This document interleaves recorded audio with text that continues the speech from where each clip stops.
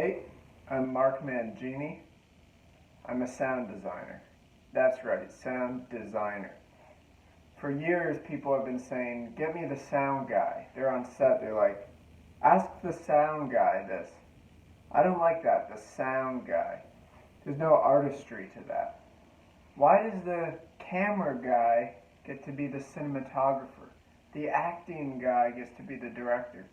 But the guy in charge of the sound, which arguably is 50% of the experience, is called the guy.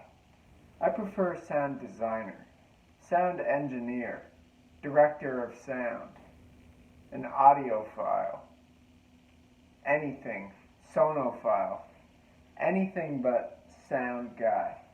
With that out of the way, I'd like to talk about us as sound. For years, I thought about the technicalities. I used to have meetings, and I'd think with directors, and they'd talk about what wasn't working with the movie, and all I could think is, oh, the gunshot was a little too loud. The car revving could have been a little quieter. It could have been a little better mastered. But then I realized we're storytellers too.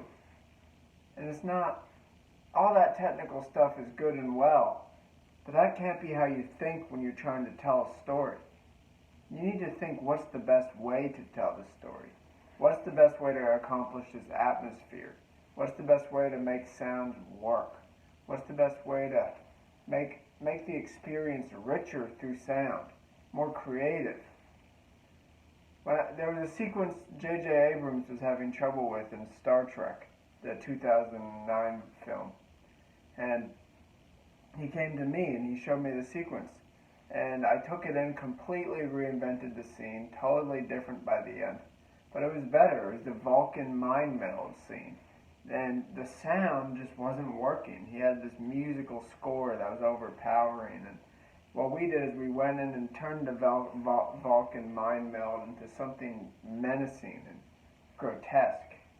And then there was a Mad Max Fury Road. Reactions to the first cut were 8 points worse than once we got our sound team on it, because George Miller didn't know what he was doing with the sound. He was confused. He needed somebody to push him in the right direction. And thankfully we stepped in on the project and we were able to add a little zest to make a fantastic film a masterpiece. Sound is about being creative, about being storytellers. And that is key. That's what makes Star Trek and Mad Max Fury Road work. The sound has creativity. The sound is pushing the story. The sound is assisting the story. Sometimes the sound is the number one thing telling the story. Mad Max, all those vehicles had different sounds. They were characters in and of themselves. The soundscape was characters in and of itself. That is key to sound.